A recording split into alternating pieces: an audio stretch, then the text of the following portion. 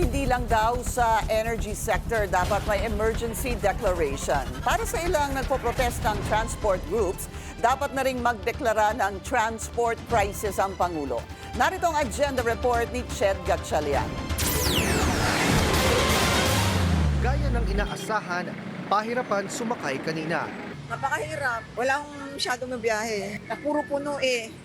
Kasi ilan lang yung bumibiyahe. Opo, kasi punuan tapos kukunti po yung pumapasada. Sa unang araw ng 2-day nationwide transport strike, ang grupong Piston nababagalan daw sa pagsuspinde ni PBBM sa excise tax at VAT sa langis. Hindi naman niya kailangan ng emergency power eh.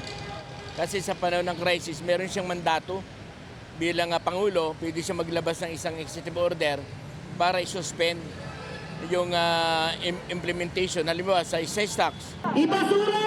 Sa isang gasoline station sa Commonwealth Quezon City, hindi alintana ng mga miyembro ng Manibela ang tirik na araw. Mailabas lang ang kanilang mga hinaing. Ano ang gusto ng TNVS community? Mga karuang pamasahe. Kailan ito gusto ng TNVS community? Ngayon na! Ang TNVS Community Philippines naman o TCP, humingi rin ng saklolo sa gobyerno sa isang preskon. Dapat na raw ituloy ang naudlot ng taas pasahe. Nanawagan din sila sa Marcos Jr. Administration na magdeklara na ng transport crisis. Lahat po kami dito sa transport naghihingalo na po. Kasi pinag-work from home nyo eh. So sinong sasakay sa amin? Diba?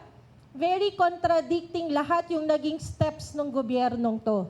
Sa gitna ng mga protesta, nagtayo muli ng community pantry sa QC si Patricia noon. Gaya ng ginawa niya noong pandemic, mga tsuper naman ang pwedeng kumuha ng supplies tulad ng mga gulay at pagkain.